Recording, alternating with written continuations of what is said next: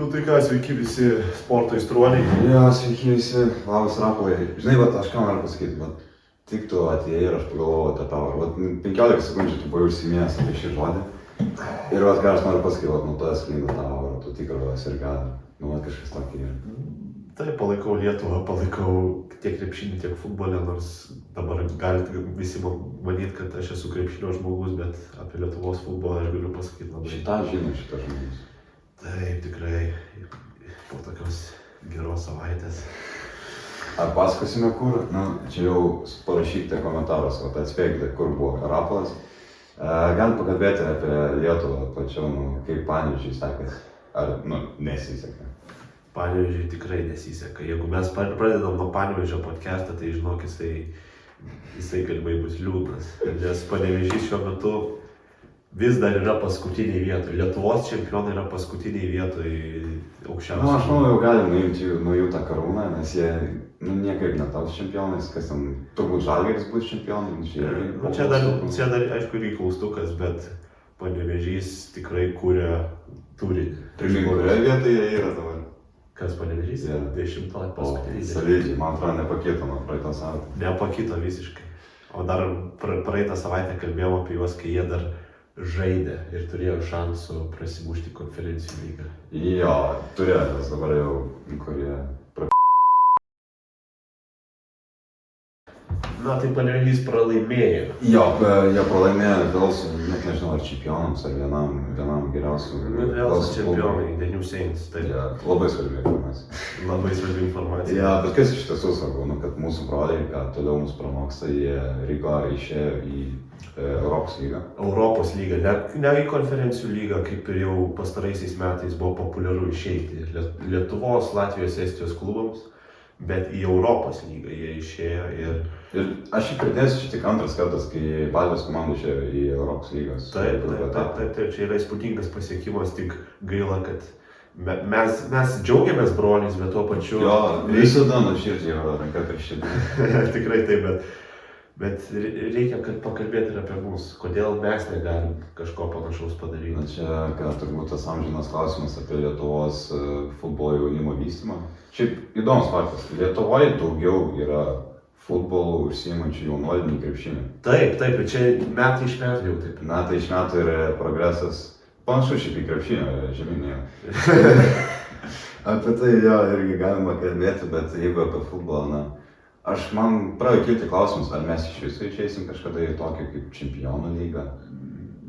Čia dar labai tolimas klausimas, dabar reikia koncentruotis į konferencijų turbūt lygą mums irgi. Europos lyga irgi. Žalgiris prieš 2 metus buvo išėjęs. Taip. Tai įmanoma. Tai tikrai yra įmanoma, bet aš dabar dar atkreipsiu dėmesį į tai. Panevėžys šiemet pradėjo kvalifikaciją nuo aukščiausios prabos, nuo čempionų lygos atrankos.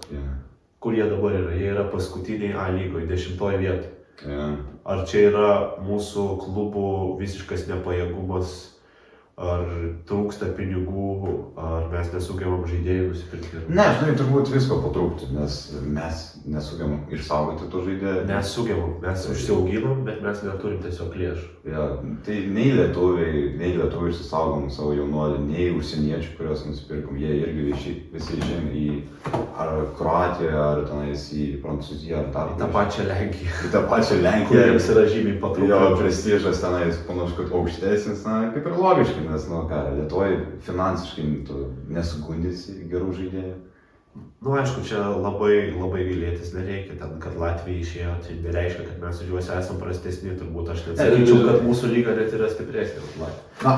Aš paskleisiu paslaptį, jeigu tai paslaptis, aš nusipirkau Latvijos lygą, tai aš nežinau, kur ta Ryga, kelintoj pozicijoje. Rygos RFS turi netgi ir solidų biudžetą, jie turi galimybę net ir perpirkti žaidėjus iš kai kurių klubų.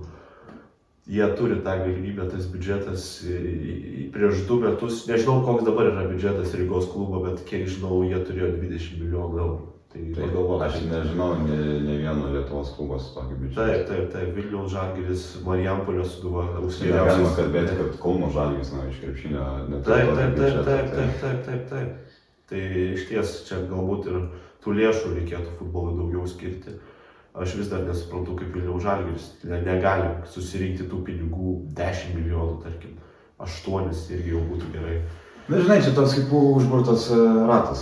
Mes nesugebam pasirodyti Europos turnyruose gerai, tenais nesusirenkam lėšų, nes, kaip į tą pačią Europos konferenciją lygų etapą išeiti, grupę etapą, jau 4,5 milijonų būtų.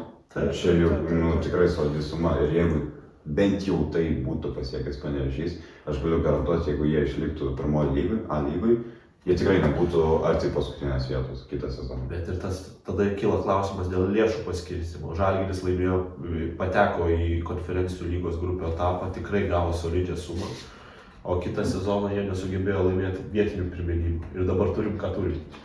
Turim, kad Vilniaus Žalgiris vėl topė. Šiuo metu topė, bet... Hegelman, jo, jie vis kyla po truputį, kiekvienais metais aukštesnė pozicija vis užima A lygui, bet... Ne, Vilniaus Žalgiris, jeigu nelaimės šiemet A lygos, aš tikrai pasižadėsiu kažką padaryti. Kažką padaryti vadovybei. Gerai, aš prisijungsiu, žinok, aš nesuprantu, ta prasme, jeigu Hegelman arba Kauno Žalgiris laimės, tai... Nežinau, gal Kauno Žalgiris tikrai geras, ambicingas projektas, krepšinio klubo valdomas futbolo klubas. Irgi daug ką pasako. Labai daug ką pasako apie mūsų futbolo lygį. Tai nežinau, galbūt tiek apie Lietuvą. Jo, gan prie stambesnių perėti. Aš manau, gan dar būtų biški prie Europos lygos. tą pačią Fenerbahčę aš apie ją pakalbėčiau, nes jo, Fenerbahčė. Treneris Jose Mourinho, kaip visi žinom, ir biškį neįprastai matyti Europos lygą, ne Čempionų lygą. Nu, tai paskutiniais sezonais jo, jis Europos lygai, bet istoriškai tai ne jo lygio turnyras. Bet tai gal tai jau yra nueinantis treneris ir tai yra logiška. Ja, kaip ir žaidėjai, taip ir treneriai jie nueina. Jo, jis mylimas Turkijoje, aš esu matęs pakankamai daug gerų atsiliepimų nuo jo. Taip, Turkijoje jį labai myli, tikrai. Turkijos futbolas iš viso atskiria tema, čia kažkas.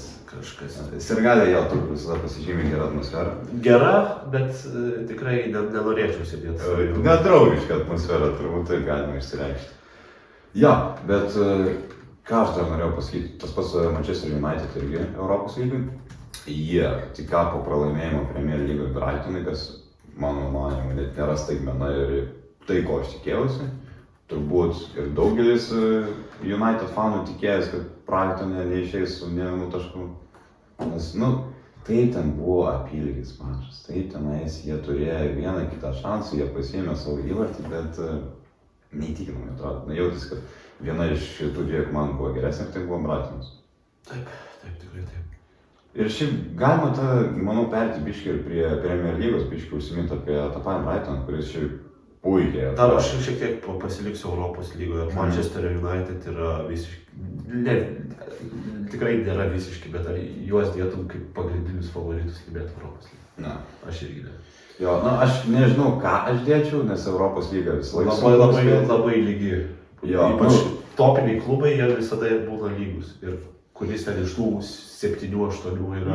Ta pati Roma, jie tikrai gali laimėti, jie vis tiek, jei nemeluoja mano atmintis pagal UEFA koeficientą pirma iš Europos lygos komandų. Taip.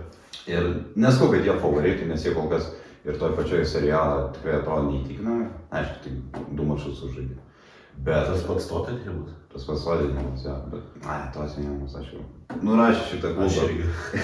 Mačiau, kad kai kurie dar spėja, kad jie laimės Premier lygą, bet aš klausiu jų, o po kiek 100 metų tai bus. Dar grįžtant labai trumpai prie Rygos, ar Ryga turi šansų patekti į kitą etapą Europos lygą? Aš kaip žmogus linkęs tikėtis staigmenomis ir, ta pati staigmena buvo tai, kad jį išėjo tą Europos lygos grupę etapą. Čia nebuvo lauktas dalykas.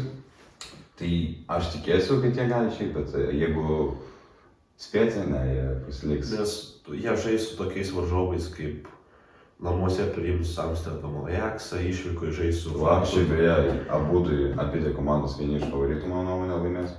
Tiek jo Eintrachtas, PAOKas, Makabis.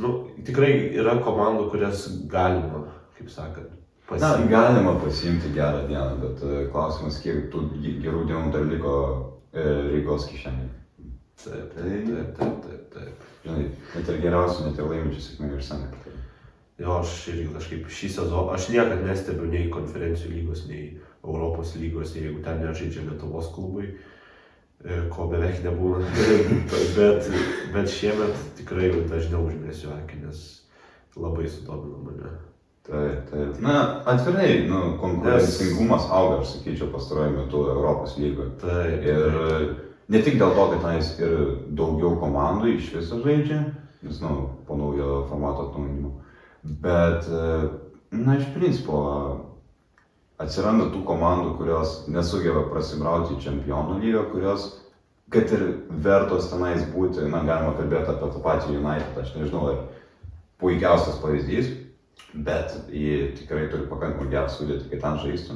Pavyzdžiui, vietoj tokių klubų kaip Dinamo Zagreb. Su visa meilė šiam klubui. Ten žinok, ne tokių klubų kaip Zagrebo Dinamo čempionų lygos. Tai gal taip ir šokim prie... Galim šokti jo prie čempionų lygos, nes ten daug kas pasikeitė. Drastiškai. Po praėjusių metų grupė etapas visiškai performuotas. Nebėra 8 grupių, yra viena grupė. Viena didelė grupė ir po 8 rungtynės. 4 išvyko, 4 namuose. Ką aš dar matau? Bratislavos Slovanas žais čempionų lygai. Šiaip kas keista, man atrodo, jie net nėra debiutantai, aš negaliu patikėti. Pataisyk mane, bet man atrodo, jie net nėra debiutantai čempionų lygai. Kaip? Ne, tai legendinis klubas, tarp kitko, jie yra žaidę čempionų lygai. Na tai vat. Bet jie, aš žinau, kad žais su tokiais klubais kaip Man City, turbūt šansų neturės neprasileisti bent jau 5 įvarčių. Jie žais su Manchesterio City, Müncheno Bayern, AC Milanu, Atletico, Madrido Atletico. Yeah. Zagrebo Dinamas. Tiesą sakant, Bratislavos Slovanas turi labai 4 rimtus varžovus ir 4 įveikiamus, pavyzdžiui, Žirona tikrai nėra įveikiama, sakykime. Na, žinai, jie po to, kai prarado daug žaidėjų po praėjusio nuostabaus sezono, aš negaliu sakyti, kad iš jų per daug tikiuosi, kad jie išeis, pavyzdžiui, į atkrintamasis. Bet, taip, ant popieriaus jie vis dar geresni nei Bratislavos klubas. Bratislavos. Prahos Sparta taip pat žais čempionų lygoje. Jo, bet žinai, man kažkaip nestebina pastaruoju metu į Europos lygą. Labai gerai atrodo. Tikrai puikiai rezultatai patys kalba už save. Jei neklystu, jie porą ketvirtfinalių ten yra pasiekę Europos lygai, kas, apie čia kas futbolo kalba gan garsiai. Taip, ir žinai, aš dar tau pasakysiu, kadangi tu neturi prieš save tvarkaraščio. Ja. Tai jie turi šansų. Jie žais prieš Stuttgartą, prieš Brestą, prieš Feyenoordą, Zalcburgo Red Bullų. Šiaip geras klubas. Gal biškiai užbėgu išakys ir kažko pertraukiu, manau, išeis į atkrintamasis. Zalcburgo Red Bullų. Jo, nes, tai vis tiek. Ir praeitą sezoną jie... Tai būtent tada buvo tik 16 komandų išeinančių, dabar 24 ir manau, jie bent jau tarp top tų 24 komandų tikrai bus ir bus atkrintamasis. Jo, o kokie kiti varžovai? AC Milanas, palauk tuoj. Irgi šlubuojantis klubas. Gerai, aš atsiprašau, jie neturi daug šansų, dabar pasižiūrėjau, kas laukia toliau, tai realiai labai daug komandų, kur 4 stiprus klubai, 4 gal yra įveikiami. Ja, aš manau, galima apie tai pakalbėti, aš sakiau, kad Europos lygos po truputį lygis auga, bet čempionų lygos aš nepasakyčiau. Aš sakyčiau, kad kaip tik žemė. Kaip tik krenta, jo, nes net ir tie topiniai klubai, čia be abejo aš toj privesiu ir prie Ballon d'Oro, nes ir tie topiniai klubai, jie neturi tokių žaidėjų, kurie savo lygių priliktų, be abejo, gerai, nereikia tikėtis, kad visi klubai turės Lionel Messi ar Cristiano Ronaldo, bet jie neturi tokių topinių žaidėjų, kurie, mano nuomonė, būtų vertis po savo karjeros turėti Ballon d'Oro prieš savo vardą. Taip, čia tikrai tema, kurią reikia paliesti. Reikia, gal biškį anksti perspėti. Aš dar turiu tau klausimą. Dabar konkrečiai, pavyzdžiui, Leverkuseno Bayeris, laimėjo Bundesliga. Vokietijos taurė dar. Aš tau pasakysiu varžovus, tu pasakyk, kokie šansai. Laimės ar lygiausiai ar pralaimės, kažkas tokio. Taip, man labai tiesiog įdomu, išgirsti tavo nuomonę, nes tu, kiek žinau, visai simpatizuoji šitam klubui. Taip, koks tikras gerbėjas futbolo nesimpatizuos. Tai aš manau, net ir praėjus keliam mėnesiam po sezono pabaigos, ir visi gali pasakyti, kad tai istorinis sezonas, ką jie padarė, Žabi Alonso nuostabus treneris ir... Nu, žinai, kai aš Miuncheno Bayerną palaikau nuo kokių... Atsiprašau, bet mes esam neutralus podcastas. Mes kalbame realistiškai. Taip. Nu, gerai, prašom, dabar klausinėk. Namuose. Taip, palabiškai pasimečiau. Leverkuseno Bayernas. Mes kalbam apie Leverkuseno Bayerną. Namuose Milano Interas. Čia geras mačas, labai geras mačas, atvirai. Jeigu reiktų iš karto spėti geriausias grupė top mačas, tai būtų tikrai šitas. Namuose Leverkusenas, jeigu žaidžia, tai aš manau laimės. 2-1. Prieš Milano Interą. Yeah. Na, vėlgi, tai klubas, kuris, mano nuomonės, pretendentas laimėti ir Čempionų lygą, ir favoritas laimėti seriją. Jie sužaidė jos savo pirmąjį mačą, kiek aš prisimenu seriją, bet namuose Leverkusenas, aš nemanau, kad pralaimės. Nu, taip, gal lygiosios bus, bet aš manau, jie favoritai bus laimėti. Gerai, drąsiai spėjai. Aš sakyčiau, kad Milano Interas arba laimės, arba sužais lygiosiams. Okay. Va čia pasižiūrėsit, mėly žiūrovai, ant kiek mes esame skirtingi su Rafaeliu. Taip. Na, gal kiekvienas mačas spėjimas nedėlis skirti. Jo, tai čia labai trumpai per vieną komandą pereisim ir šauksim toliau, tai nebijokit, nebus visų spėlionių. Toliau išvykoje Liverpoolis. Lygiosios turbūt. Sakai lygiosios? Ne nulinės, ne tos nuobodžios, kurios kartais būdingos Serie A Premier lygai. Įvarčių tikrai bus iš abiejų komandų, bet aš manau, Liverpoolis pakankamai gerai atrodo, kad ir pasikeitė trenerių ir kad ir nusipirko vieną žaidėją. Galų gale nusipirko. Bet Liverpoolis nėra komanda Europoje, kuri kelia daugiausiai klaustukų šiuo. Viena iš daugiausiai. Tikrai galima kalbėti, nes atvirai sunku ir spėti, ką jie padarys. Jo, tikėtina, kad Salah gerai žais, susirinks savo tos 20-30 įvarčių per sezoną. Nu, čia per visus turnyrus. Bet yra ir kiti žaidėjai komanda. Ir jie dažnai lemia. Galima buvo matyti, kaip Trentas Alexander-Arnoldas nebuvo patenkintas savo išėmimu vidurio mačo metu. Kai treneris nusprendė, vieną geriausių Premier lygos su dešinė krašto gynėją pasodinti ant suolo. Logiškas jo nepasitenkinimas, bet tai iš karto rodo galbūt ne pačius geriausius santykius su treneriu. Taip. Daugiau žinok neturiu ką pridurti, labai viską pasakei. Taip. Tai Liverpoolis sakai laimės. Ne, aš sakau lygiausiai, jie net nesakau, ar jie bus favoritai, nes, kaip tu teisingai pasakai, sunku labai spėti. Tai man būtų įdomu išgirsti tavo nuomonę. Ne, aš sakyčiau, kad Leverkusenis turi daugiau šansų išvykoje nugalėti Liverpoolį, nei namie į Milano Interą. Mes pradėjome nuo skambių pareiškimų. Labai skambių pareiškimų, tiesiog man šiek tiek buvo keista iš tavęs išgirti, kad Leverkusenis, gerai, jie žais namuose prieš Milano Interą. Wow, šaunu. Ne, žinai, aš remiuosi tuo, kad praėjusį sezoną bendrai paėmus jie geriau pasirodė nei Interas. Taip, jie, atsiprašau, nežaidė Čempionų lygų, bet jie nepraudė beveik jokių žaidėjų. Ta pagrindinė sudėtis, kuri buvo prieš metus, jie ir toliau yra. Ir aš manau, jie daug tikrai gali veikti. Taip, ir dar porą mačų Leverkusenis namie žaidė su dar kitu Milano klubu. Į Milaną.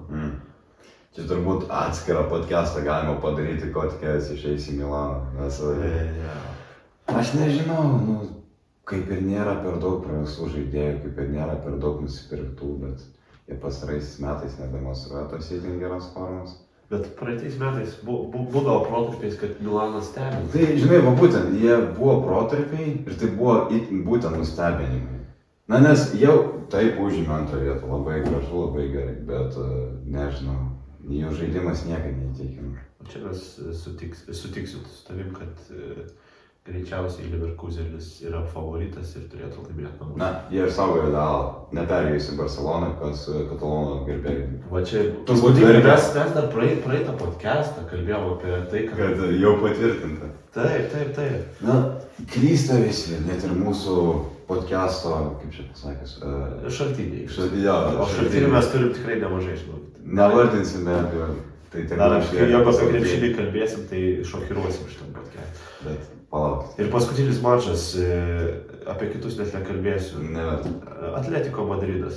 Madrido Atletikas išvyko. Šiaip vėlgi, Madrido Atletikas, žinai, aš gal duosiu tau pasireikštis, aš žinau, kad tavo Atletikas nėra pati artimiausia prie komandos, prie širdies esanti komanda, bet ten įvyko pasikeitimai. Įvyko pasikeitimai ir kas dabar vyksta? Kodėl Griezmannas nežaidžia? Čia pagrindinis klausimas. Aš žinok, neturiu atsakymų, man labai keista. Žinai, galima spėti, kad jis ale veteranas, nes jam jau 33, nes jis, kaip yra prognozuojama, norėjo keltis net į Ameriką jau šį sezoną, kas aš nežinau kodėl. Vėlgi, jis vienas geriausių žaidėjų. Taip. Buvo tarp variantų Amerika ir kiek girdėjau, Saudo Arabijos klubai. Tikiuosi, jis nepereis, nes Saudo Arabija, nežinau. Aš žinok, negaliu pakęst, kai žvaigždės, kad ir nueinančios žvaigždės eina žaisti ten už tuos milijonus. Ronaldo poreikis turbūt, jis perėjo ir kiti jo pėdomis seka tada. Taip. Ir Atletikas pats La Lygoj nieko nedemonstruoja. Jo, žinai, galim pakalbėti biškai apie jų sudėtį, jų paruošimą Diego Simeonės planą, kad Sorlotas atėjęs iš Villarreal ir Alvaresas iš Mansyčio, jie kaip yra pagrindiniai du puolėjai. Čia žiūrėjau nustebino. Ir kas man keisčiausia, kad jie yra būtent tokie kaip paslėpti numeris 9. Kad jie nėra tie, kurie patys daug muša įvarčių, jie tuo pačiu nėra ir per daug kūrinti žaidėjai, jie yra tie, kurie pakyla ir padeda pelnyti įvarčius. Tai vat, žiūrų tipo žaidėjas. Bet supranti, tas Atletiko žaidimas niekada nebuvo labai puolimo orientuotas. Ir tie puolėjai, kad ir, pavyzdžiui, Griezmannas, nebūdavo taip, kad su daug žaidėjų priekyje žaisdavo. Jo, tas tiesa. Tas manęs labai nestebino, mane tiesiog stebina toks pasirinkimas šitų žmonių. Jo, iš ties keista, nes Griezmannas žaidėjas, kurios Simeonė visada pasitikėjo. Ir jis ir patikėdavo Griezmanną gynybai, ir be abejo puolimui, ir svarbiausių baudinių ar momentų išpildymui. Beje, praeis savaitgalį jis ir tą baudos smūgį. Tai va. Bet tai kaip ir nepasikeitė, bet vėlgi, praeitą sekmadienį jie kai žaidė, Griezmannas prieš Žironą pradėjo statinį sudėtį, įvartis, asistas, kitą mačą jis praėjo nuo atsarginės suvedė. Čia keisti tokie dalykai sporte. Bet mes galbūt sezono gale, kai pamatysim galutinį rezultatą, visai kitaip šnekėsim. Tai va, per Leverkusenį perėjom, tai ką dabar plius minus spėjom, tai 6-2, nes kiti klubai, aš manau, bus lengvos pergalės iš Vokietijos čempionų. Salzburgo Red Bullis, Feynordas iš Olandijos. Aš vėl nenoriu... Aš net nenoriu nurašyti šitų klubų. Bet jau favoritai aiškus. Prahos, Sparta ir Brestas, tai aš dedu 4 pergalės. Užtikrintas. Tai va, tiek aš sakyčiau apie Čempionų lygą, iššokom prie Atletiko ir einam į La Lygą. Ką manai? Jo, La Lyga. Ar tu norėtum dar apie kažką pasitikėti? Galim pakeisti biškį. Galim, žinai, aš gal užduočiau tokį klausimą. Ką tu manai apie patį formatą? Va Čempionų lygos grupė. Labai geras, mes apie tai turėjome ir pakalbėti. Žinok, aš nesuprantu, man yra labai daug neiškumų, aš kaip paprastas futbolo fanas įsijungiu. Kaip konservatorius, žinoma. Čia apie politiką. Čia bendrai futbolas, ne politika. Taip, aš tiesiog dabar ką matau, man labai daug painiavos. Aš įsijungęs tą lentelę sezono metu, aš turėsiu skaičiuoti labai daug visokių rodiklių. Pavyzdžiui, paskutiniam ture man reikės turbūt užsirašyti ant kokių 5 skirtingų lapų visus įmanomus scenarijus, kad aš žinočiau, kam reikia laimėti, kam nereikia. Ypač jeigu turi savo palaikomas komandas.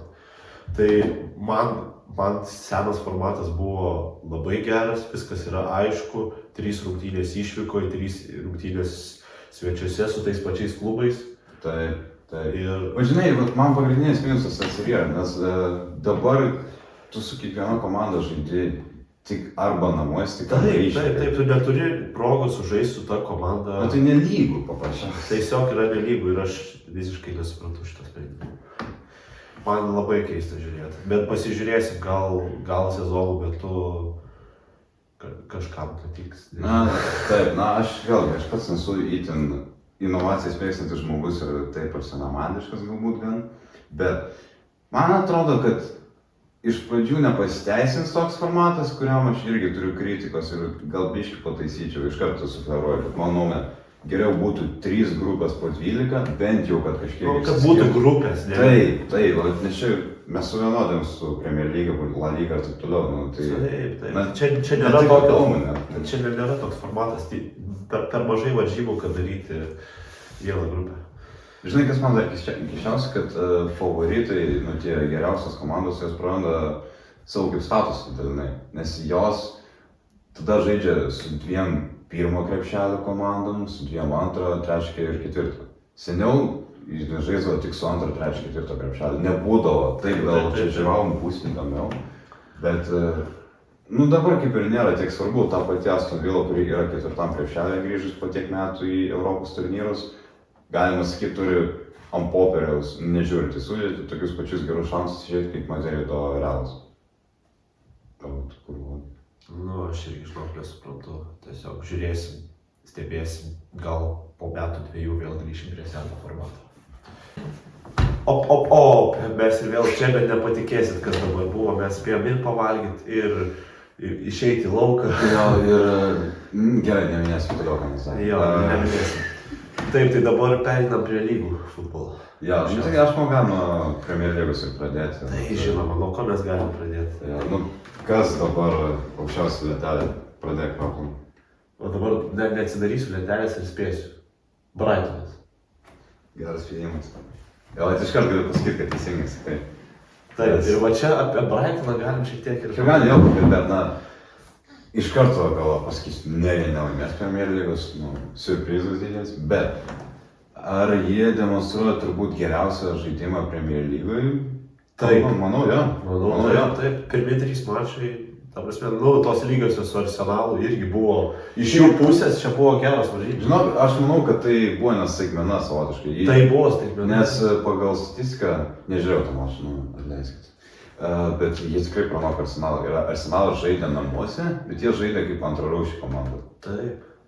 Ir ten buvo berods, kada čia buvo žaista? Čia buvo žaista šiandien. Rugpjūčio 31. Taip, tai čia buvo užmetęs akį ir, nu, tikrai Brightonas ir kamuolį kontroliavo daugiau. Ir kamuolį, ir smūgių daugiau, ir agresija buvo jų pusėje. Nu, aišku, tas XG reitingas Arsenalo pusėje tikėtinų įvarčių, bet tikrai, kiek žiūrėjau statistiką, tai aš matau, kad, nu, sakyčiau, Arsenalas turėtų labai džiaugtis, kad čia su tuo išsigelbėjo. O šiaip tai Brightonas, wow. Na, stebina taip, nes jie ir prieš tą patį United laimėjo.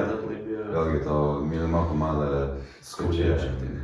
Aš tikiu, turbūt biškai pagadino tos tam. Evertonas namie žaisdamas jokių šansų neturėjo. Na, tai čia logiškai.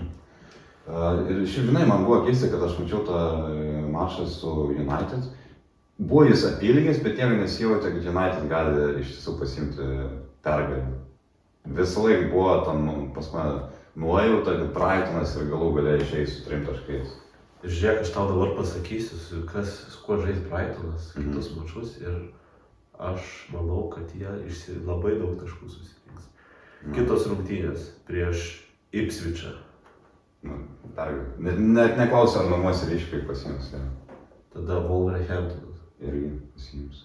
Wolverhamptonas vėl čia galima tikrai pakalbėti. Čia pakalbėsime, mes buvom šiek tiek pasiplanavę apie šitą klubą pakalbėti. Tada Nottinghamas. Irgi. Visi mačai namie. Visos komandos, kurios pretenduoja iškristi. Taip. Ir paskui Chelsea. Čia irgi geras klausimas. Bet čia komanda, kuria... Aš sakyčiau, kad Brightonas laimės. Aš irgi skaičiu, kad jie ne tik kad laimės ir būtų favoritai, bet Chelsea sunku nuspėti, kaip jie žais. Chelsea yra vienas nestabiliausių klubų, nežinau, per visą istoriją. Na taip, ką jie ten daro, kaip jie pasirašo žaidėjas, kaip jie atleidžia žaidėjas, nu bent jau sklinda gandas, kad ten iš tų 50 liks tik 27, kaip ten jų trenerio yra planuose. Nežinau, ką kiti 20 darys, gal tą patį, ką ir mes ką tik per pertrauką. Bet ta 6 pergalė prieš jau minėtą Wolverhampton buvo išties įspūdinga ir aš nežinau, ar tu girdėjai, ar matėjai, kaip Nodi Madueke, man atrodo, teisingai pasakiau jo pavardę ir vardą, dieną prieš mačą jis į Instagramą įkėlė savo pagrindinį akauntą, na tą populiarų akauntą kad... Sakykim, paskyrą, kadangi Paskyrą, taip, nes tikrai lietuviai. Ir pakomentavo, koks Wolverhamptonas yra nevykęs miestas.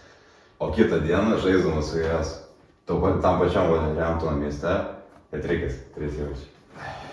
O tokia psichologija yra kartais. Tokia psichologija, bet žinai, malonu žiūrėti tokius žaidėjus, kurie... Man labai patinka skambus pareiškimai, ypač socialiniuose tinkluose žaidėjų.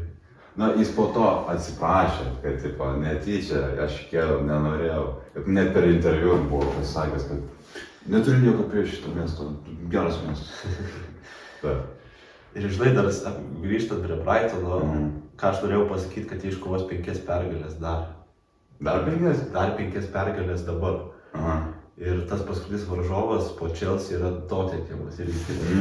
Čia irgi atskira tema. Čia yra irgi atskira tema ir tiesiog tokį norėjau numest, kad... Tai, Rapolai, ar Tottenhamas laimės Premier Lygą šį sezoną? Jeigu aš dabar būčiau ne tokioj stadijoje, kaip dabar, būčiau labiau pavargęs, galbūt būčiau pasakęs taip. Tiesą sakant, vienintelis būdas, kad aš pasakyčiau, kad Tottenhamas laimės lygą, tai prikeltas turėčiau būti 4 nakties ir man būtų pagrasinta. Jeigu aš šautuvų į kaktą. Jeigu aš taip nepasakyčiau. Nes jo, jie neįtikinamai atrodo, taip ten buvo ta 4-0 pergalė vėlgi prieš Evertoną. Sonas su 2 įvarčiais, taip, jo, jis vėliau susirinks įvarčių. Kaip jau įprastai, korėjietis nesens. Čia nerasistiškai tikrai ne. Bet... Rasizmo nėra. Ja, mes... Kaip čia, už toleranciją. Ne, iš tiesų, čia tiesiog labai įdomi. Dėl to, kad mes juokiamės, tai nereiškia, kad mes meluojame ar sarkastiškai. Taip, patikėkit mumis. Taip. O žiūrint toliau, apie ką dar galim pakalbėti, kas tave stebina iš Premier lygos? Čia žinai, sunku pasakyti, nes Man City's, mes tikimės, kad jie susirinks savo pergalę. Erlingas Haalandas vėl su hat-tricku, vėl 3 įvarčiai, 22 hat-trickas jo karjeroje, tai jis jau pranoksta tokias legendas kaip, man atrodo, nepranoksta, susilygino su Harry Kane'u, ar jį pranoko, ir su Artilo Luizas Suarez, jam tik 24 metų. Tik 24. Įsivaizduok, po 4 metų tau bus taip pat. Ir aš vis dar jausiuosi nieko nenuveikęs gyvenime. Ne, tu galbūt turėsi... Gerai, nekalbam apie tokius dalykus. Taip. Bet Erlingas Haalandas yra iš tiesų žaidėjas. Mes jau žinom, koks jis žaidėjas. Mes žinom, kad jis vienas geriausių pasaulyje. Gal tas paskutinis sezonas nebuvo toks tikinamas kaip pirmas Man City'je, bet, man atrodo, atsigausiu vėl bus top scoreris Premier League, daugiausiai įvarčių pelnęs žaidėjas. Ir dar prie Manchesterio City. Man labai patinka klausytis tavęs apie futbolą, todėl aš paklausiu, kaip tu manai, labai įdomus klausimas. Ar tu buvai labiau užtikrintas prieš praeitą sezoną, kad jie laimės Premier lygą ar prieš šį sezoną? Šiaip žinai, geras klausimas. Čia galima pakalbėti ir apie pačią konkurenciją Premier lygą. Ar jie išaugo, ar nukrito. Ir turbūt reikia sakyti, kad išaugo, kaip ir, nes pagrindinis konkurentas Arsenalas pagerėjo. Vėlgi, tavo minima komanda, tai gal tau geriau žinoti, bet jie įsigijo keletą gynybinių žaidėjų, tiesiog gynyba ir taip buvo gerai, bus dar geriau. Bet tas pats Kais Havertzas, tas pats Bukayo Saka, jie pelno įvarčius. Pelno. Ne, bendrai sakyčiau, tai gal tas lygis nelabai pasikeitė, bet jeigu kalbant taip konkrečiai dėl Manchesterio City konkurentų, tai Arsenalas tikrai sustiprėjo. Taip. Bet, vėlgi, aš nedrįščiau spėti, kad kas nors kitas nei Man City's pasiims Premier League. Nemanau, kad jie pasiims titulą. Aš nepamenu, kam aš buvau minėjęs, vėlgi, turbūt iš kokią naktį pats pagalvojau, kad Man City's Premier Lygos, Čempionų lygos laimėti neturi šansų. Mes apie tai kalbėjom prieš porą savaičių. Tai štai kam aš sakiau. Jo, bet Čempionų lygos jie nemanau, laimės Premier Lygą, tie pasiims. Pasiims vėl Pepas Guardiola, su titulu visą laiką. Jo, ir dar šiek tiek užvertam akį į ryškiausius klubus. Pavyzdžiui, praeitais metais Aston Villa. Šiaip geras klausimas, aš net nežinau, ko iš jų tikėjęs. Aš irgi nežinau. Biudžetas pakankamas, kaip ir daugumas Premier lygos klubų. Per daug nepasikeitė sudėtis, prarado vieną Musa Diaby, man atrodo, čia ir tą pačią Saudo Arabiją. Amadou, nežinau pavardės, kažkoks afrikietis, atėjo iš Evertono ir papildė sudėtį, jis geras žaidėjas, man atrodo, įvartį pelnė iš Aston Villa. Bet sunkus, bet aš manau, jie vėl bus konkurentai, tik nemanau, ar pateks į Čempionų lygą. Tik trumpai sakant. Kadangi apie United jau kalbėjom, tai užmetam dar vieną tokį ryškesnį Anglijos klubą.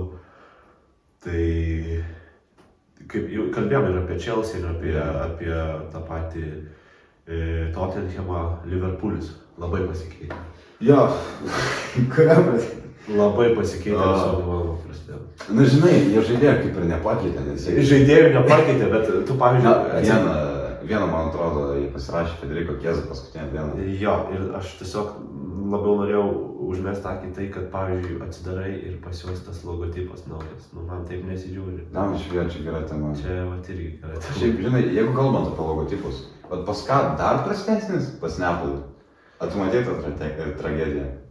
Žinok, neteko man. Žinai, pasižiūrėk, ir Sirgalė tikrai pasižiūrėk, nes... Dabar tai aš įvertinsiu tiesiog nemetę. Nuo vieno iki 10, trumpai sakant. Neapolį. Jie ten kažkur dugne, jeigu tu žiūrė. Visada jie truputį dugne.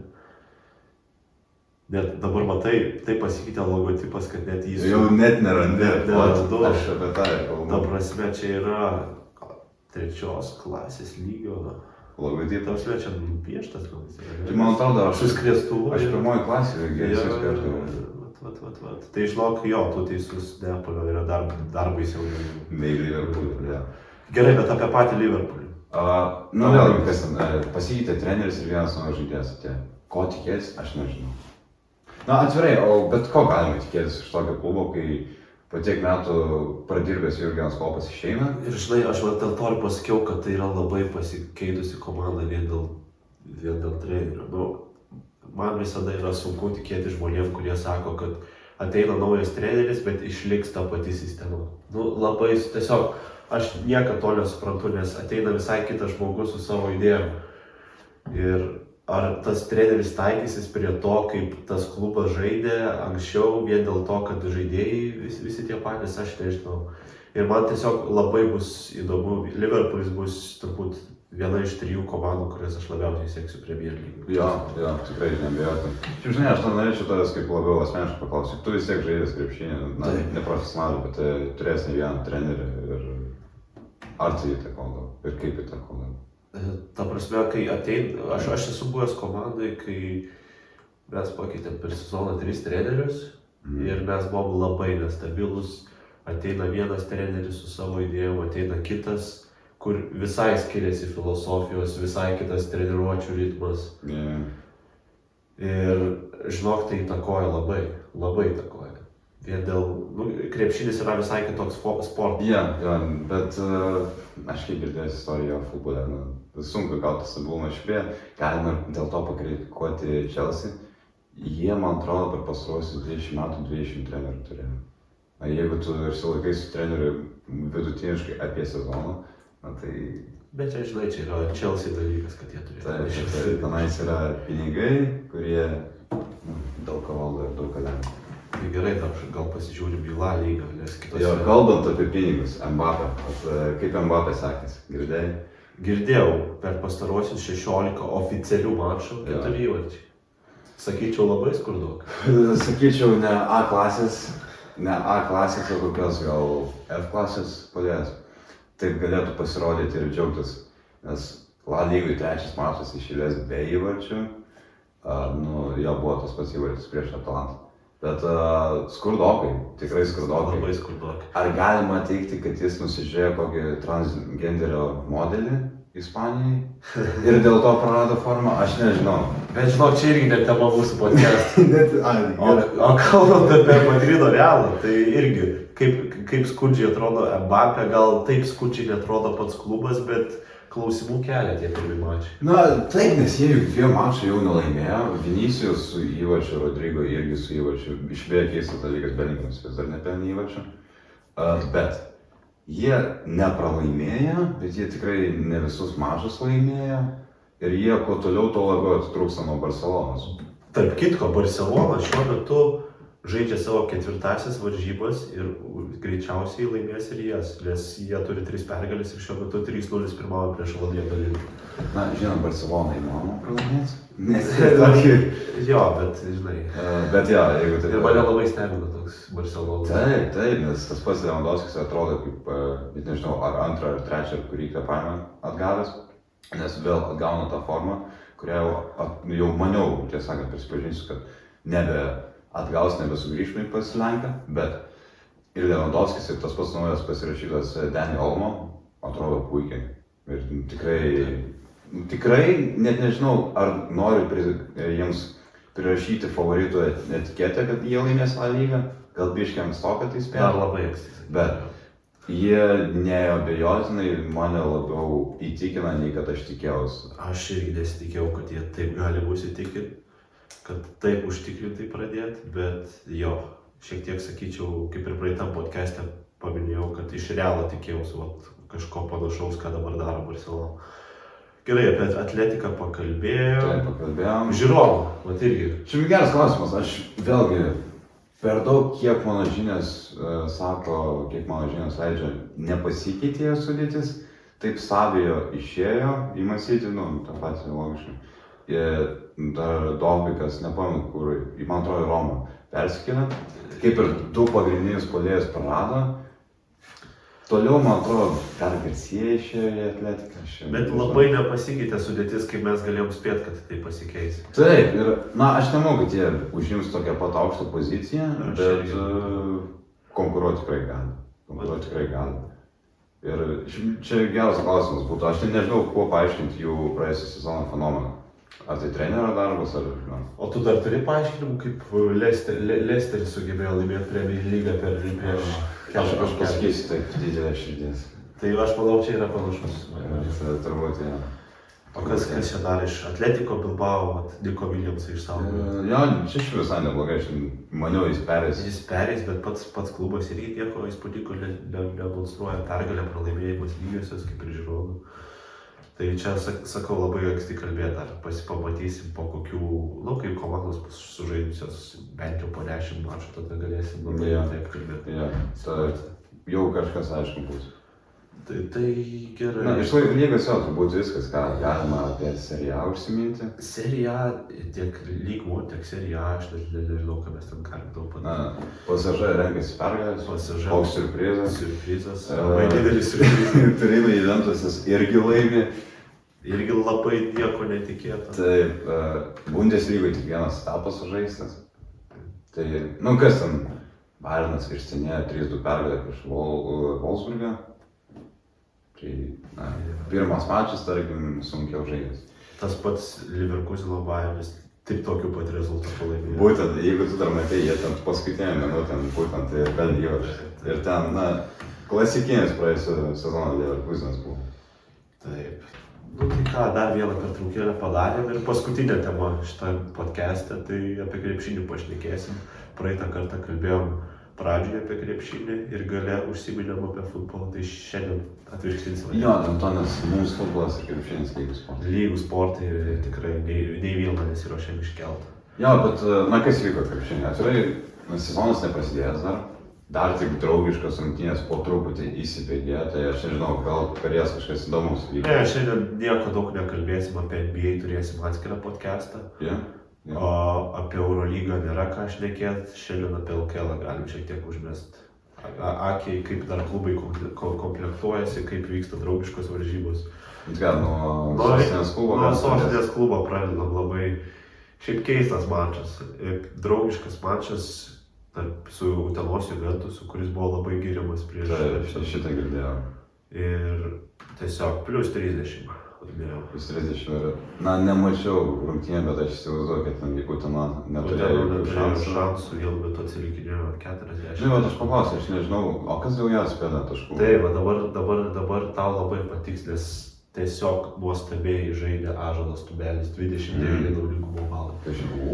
17 taškų, 10 atkovotų kamuolių, 2 dublis, 3 rezultatyvūs perdavimai ir pats mačo nemačiau, nes buvau išvykęs, tačiau kiek teko girdėti žmonių, kurie žiūrėjo tą mačą, tai Tubelį įvertina maksimalių pažymį. Žinai, jeigu tu pradėjai sezoną dubliu, kaip pats kaip prieš komandą, kuri, vėlgi, nepretenduoja titulą, bet yra gan gerai vertinama, be abejo, kad neblogai apie tai atsilieps. Ir aš nežinau, ar galima iš karto jau prognozuoti, ką Tubelis padarys sezono metu? Girdėjau iš žmonių po šito mačo, kad kol kas jis atrodo kaip lyderis. Jisai priekiniai linijai šitą mačą nustelbė ir patys Steveną Ilą, kuris buvo dar aukščiau vertinama. Bet žinai, jo, aš įsivaizduoju, kad amerikietis bus, nepamenu, iš kuris atėjo. Bet kad amerikietis jo, kad jis bus gerai vertinamas ir net geriau vertinamas, aš manau, kad bus nei Tubelis. Įlochas žaidė tik 17 minučių, gal čia, žinai, draugiškos varžybos. Jo, galbūt nepersingai, taip. Jaunimui davęs skris, kas, tiesą sakant, Lietuvos jaunimas kaip ir turi gan neblogų šansų. Nežinau, ko laukti, bet, Tubelis atrodo neblogai. Aš nežinau, ar Sirvytis žaidė už Žalgirį draugiškose? Dar nebuvo Žalgiris tik berods šią savaitę pradės draugiškų. Arba jau sužaidė rungtynės, apie kurias nėra skelbiama. Bet labai šiaip įdomu dėl Deivido Sirvydžio, kalbant apie Kauno Žalgirį. Dabar kaip tik klausiau Basket News vasaros laivą, Tiškevičius Kaune pasitiko Sirvydį, tai tikrai labai 24 metų bičas taip kalba, atrodo labai pasitikinti savimi ir aš tikiuosi, kad Andrėja Trinkierė jam ras visai svarbią rolę. Aš norėčiau paklausti, kiek tu minučių tau tikėsi jam, kad jis gaus Eurolygai būtent? Nes LKL, aišku, jis gaus 25 jau, manau, bet o kiek Eurolygai galima tikėtis? Aš labai norėčiau tikėtis, kad jisai gaus kokias bent jau 17 minučių. Ir logiškai, šiaip, ką jis darė su Lietkabeliu, Su Lietkabeliu Europos taurėje, jisai Lietkabelis nieko įspūdingo neparodė, neišėjo kitą. Jo, tam nieko įspūdingo neparodė, Lietkabelis parodė Deividas Sirvydis. Deividas Sirvydis top skoreris buvo. Top skoreris. Po 19 taškų per rungtynes. Daug ką pasakyti skaičiai. Jis rinko tiek taškų, kiek mūsų, kaip čia pasakys, senos senikai, tai vadinasi. Taip. Jo, bet aš nežinau apie Žalgirį, jeigu nėra įvykusių draugiškų oficialių rungtynių, ar verta išsiplėsti per daug, gal ne. Volsai, jie kažkaip... Jo, bet žiūrėk, dar naujienas perbėgsim, čia Grandai sužaidė varžybas, kažkas nesužaidė, Lietkabelis šiandien laimėjo prieš Ventspilį 40 taškų, nieko negaliu pakomentuoti ir čia... Ačiū Dievui, kažkur mes laimėm prieš Latvius. Taip, o šiaip tai...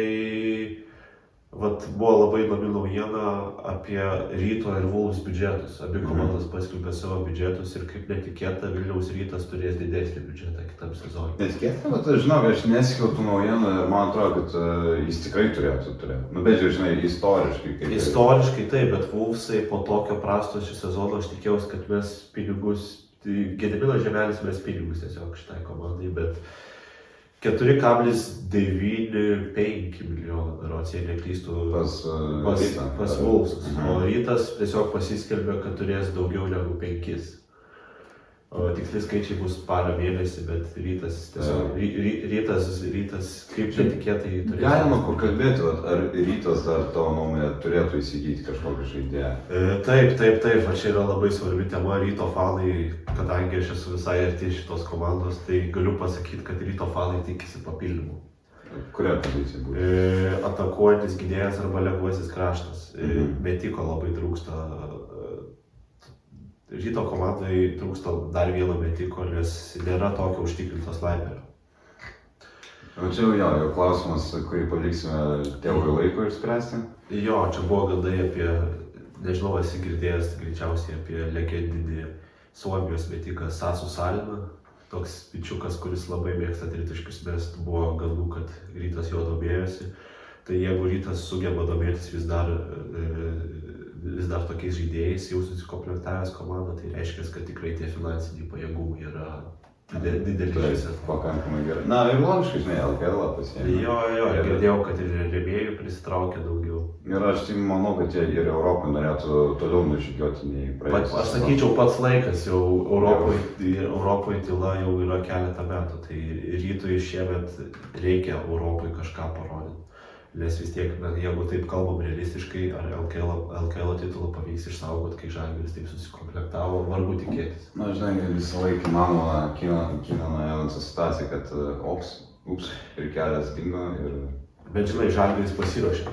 Žalgiris pasiruošė, labai pasiruošė tam. Tai apie krepšinį nežinau net ką daugiau paminėti. Čia, žinai, galima tada perėti prie Europos, o tą pačią, ne iš tos pačios čempionų lygos, iš Eurokapo.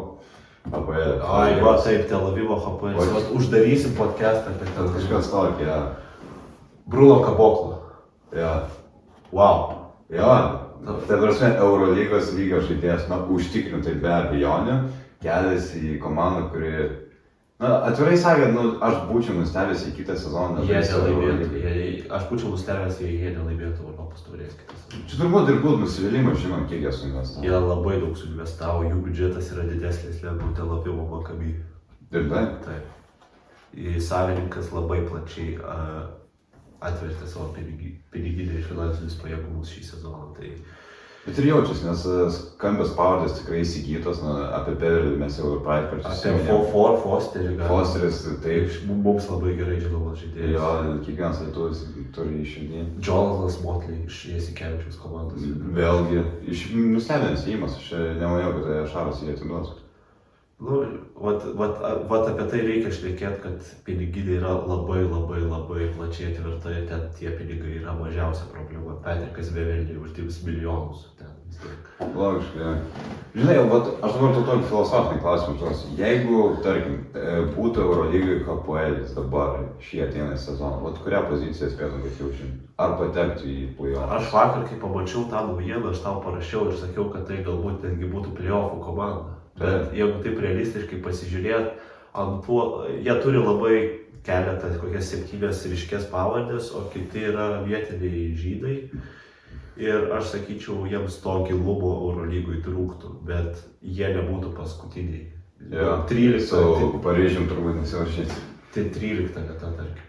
Ne, užtikrinti. 13. Sakyčiau, Žalgiris gal net yra šiek tiek aukštesnio pajėgumo komanda palyginus, vien dėl to, kad Žalgiris yra susikomplektavęs pilnai Eurolygai, turi žymiai gilesnę komandą, o taip, HPL'is turi ryškesnius vardus. Žinai, man įdomu, o kiek kartų skiriasi HPL'o biudžetas lyginant su Žalgiriu? Jeigu taip paskaičiavus dabar ant popieriaus, tai Žalgiris surinko apie 6, apie 2 kartus. Tai daug ką pasako, kaip Eurokapo komanda tiek daugiau turi. Tai tuo gal ir užbaigim. Žinai, aš gal dar pridėčiau tai, o čia biškai jau nukrypstam nuo klubinio krepšinio prie rinktinių. Ar matai, kad Vinsanas Kolė išeina iš Prancūzijos rinktinės? Mačiau, bet žinok, nenustebino visiškai šitą. Nenustebino? Visiškai nenustebino, manau, kad jau buvo laikas pokyčių. Bet žinai, o kodėl, nes kaip ir viskas gerai judėjo, kaip ir pati komanda keitėsi, vis naujų žaidėjų. Gerai, šiemet pasiekė olimpinių finalą, viskas tvarkoj, bet krachas įvyko pasaulio čempionate, Europos čempionate, bronza, sidabras, taip. Nu tai irgi, taip ten žaidimas tavo baigė. Bet žaidimas labai nesižiūri, aš sakyčiau, man blemba aš galiu sakyti. Blemba yra, galės. Aš manau, kad aš net buvau nustebęs, kad šitose olimpinėse žaidynėse jisai dirbo vyriausiųjų trenerių. Bet galbūt mums kaip lietuviams to reikia pasimokyti, nes mes labai mėgstam atleidinėti trenerius po bet kokios nesėkmės. Nes Kolė 15 metų išbuvo. Ar bent vienas Lietuvos treneris arti to yra išbuvo? Arti tikrai ne.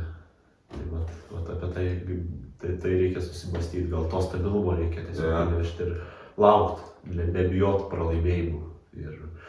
Žinai, jau taip sunku kalbėti, kai mes 9 metus nieko nelaimėm. Aš nenoriu daugiau laukti. Aš irgi jau nebenoriu. Kitais metais sukaktuvės 10-metis ir...